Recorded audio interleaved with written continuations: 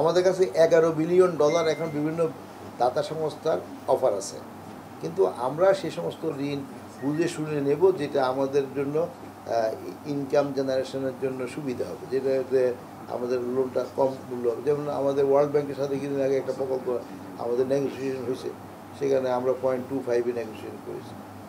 এটা কি শুধু আপনার মিনিস্ট্রিতে 11 বিলিয়ন? 11 বিলিয়ন অফার আছে, কিন্তু আমরা তো আমার মিনিস্ট্রি আলোচনা আমরা প্রজেক্ট নিয়ে হবে, তারপরে কী পরিমাণ ওরা দিবে আর আমরা কী পরিমাণ নেব। এখন এগুলো তো আমরা ওরা দিলে তো আমরা নেব না, ওরা যদি অফার করে সবটা আমি নেব না, আর আমরা চাইলেও যে সে দেবে সব জায়গাতে তাও ঠিক না। এখন সব জায়গাতে আমরা আলোচনা হবে, আলোচনার পর দিয়ে নেগোসিয়েশন হবে। আজকের আলোচনার মাধ্যম দিয়ে চূড়ান্ত হয়ে যাবে না, কারণ এর পরে দিয়া তাদেরকে তাদের হেডকোয়ার্টারে তারা আলোচনা করবে, আমরা আলোচনা করব।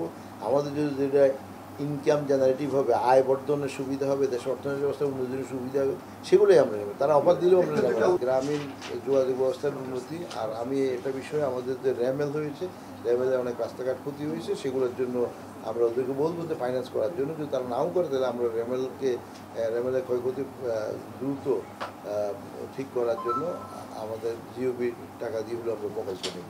আমরা এই সমস্ত প্রকল্পগুলোর অগ্রগতি সম্বন্ধে আলোচনা করব, এবং ভবিষ্যতে আমরা আলোচনা আরম্ভ করছি যে আমরা কি কি ওনারা ফাইন্যান্স করার আগ্রহ আছে, এবং সবচেয়ে আমাদের গুরুত্বপূর্ণ মনে করে যেহেতু এলজিইডির মাধ্যমে সকল প্রকল্প সন্তোষজনকভাবে বাস্তবায়ন হচ্ছে, এই জন্য তারা খুশি। তো সেই জন্য তারা আমাদের এখানে আগ্রহ আছে তাদের। আমরা এখন আলোচনা শেষ করে বলতে পারবো।